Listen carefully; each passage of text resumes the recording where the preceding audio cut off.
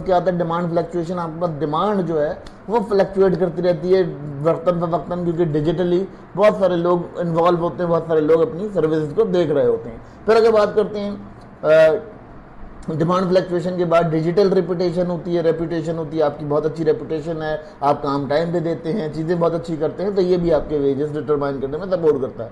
फिर आता है जी ग्लोबल कंपटीशन, अगर ग्लोबल मार्केट में आपकी बहुत ज़्यादा नीड है, आप बहुत ज़्यादा अच्छी सर्विस दे रहे हैं, या आपकी सर्विस ऐसी है जो यूनिक है, किसी के पास सर्विस अवेलेबल नहीं है, तो ऑलमोस्ट वो भी आपकी वेजेस को जो है वो हायर करती है और अच्छे से आपको वेज दिलाती है। तो ये तमाम चीज़ें जो है मॉडर्न वे में डिटरमाइन करती हैं आपके वेजेस को।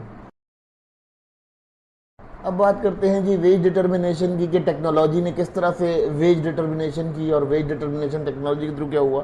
एल्गोरिथम बेस्ड सिस्टम आ गया। एल्गोरिथम बेस्ड सिस्टम में क्या हुआ, आपके डिजिटल प्लेटफॉर्म थे, उनको इस्तेमाल किया आपने, और उसके थ्रू आपने अपनी वेजेस को डिस्क्राइब किया। ठीक है, फिर अगर बात करते हैं उसके बाद एआई आ गया। एआई ने ऑटोमेटेड प्राइसेस की। ठीक है, ऑटोमेटेड प्राइसेस क्या की कि आपने एआई सिस्टम के ऊपर बहुत सारा डिपेंडेंसी चली गई, वो आपके वेजेस डिटरमाइन करने लगा।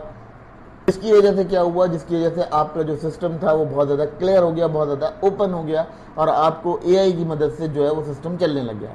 फिर आपके पास आता है जी ऑटोमेटेड प्राइसिंग, यानी आपके पास वही मैंने कहा डिमांड और सप्लाई का फर्क आ गया। जब आपने ऑटोमेटिक डिमांड देखी तो ऑलमोस्ट एल्गोरिथम में अगर आपकी डिमांड ज़्यादा है तो ऑलमोस्ट आपके वेजेस ज़्यादा होंगे, अदरवाइज आपकी प्राइसेस कम होंगी। सर्च प्राइसिंग मैकेनिज्म, अब उसके बाद क्या हुआ, आपका बहुत ज़्यादा प्रॉब्लम आ रहा है, प्राइसिंग मैकेनिज्म आपको बहुत ज़्यादा डिस्टर्ब हो रहा है, तो ये भी एक आपके लिए बहुत बड़ा प्रॉब्लम बन सकता है, ये बहुत बड़ा एक इशू बन सकता है जिसको देखा जा सकता है। फिर स्टूडेंट्स यहाँ एक और सिस्टम देख लेते हैं, यहाँ एक और सिस्टम आता है, इसकी एग्जांपल्स को समझ लेते हैं कि किस तरह से राइड शेयरिंग ऐप्स जो हैं वो आपका पे प्राइस करती हैं। जैसे बारिश हो रही है तो वो आपकी वेज डिटरमाइन करती है कि बारिश की वजह से ज़्यादा वेज दिया जाएगा, यानी पर आवर जो आपकी रेट होता है या पर किलोमीटर जो आपका रेट होता है वो बढ़ जाता है। फिर ट्रैफिक कंजेस्शन, अगर आपके पास ट्रैफिक कंजेस्शन है, टाइम बहुत ज़्यादा लगने वाला है, वो पीक आवर्स हैं, तो ट्रैफिक आवर्स हैं, तो आपका वेज ऑटोमेटिक वहाँ पर चेंज आ रहा होता है। देखा हुआ फिर आपने रेड आ रहा होता है, कभी येलो आ रहा होता है, कभी उसके जो है मल्टीप्लाई बाय 2 मल्टीप्लाई बाय 3 आ रहा होता है। तो ये इसके लिए होता है कि आपका जो ड्राइवर है या आपका काम करने वाला है वो ऑटोमेटिकली इस काम पे गए। फिर उसके बाद पीक डिमांड आवर्स, यानी जब आपके पास बहुत ज़्यादा डिमांड है उस दौर में भी ये जो क्या करेगा,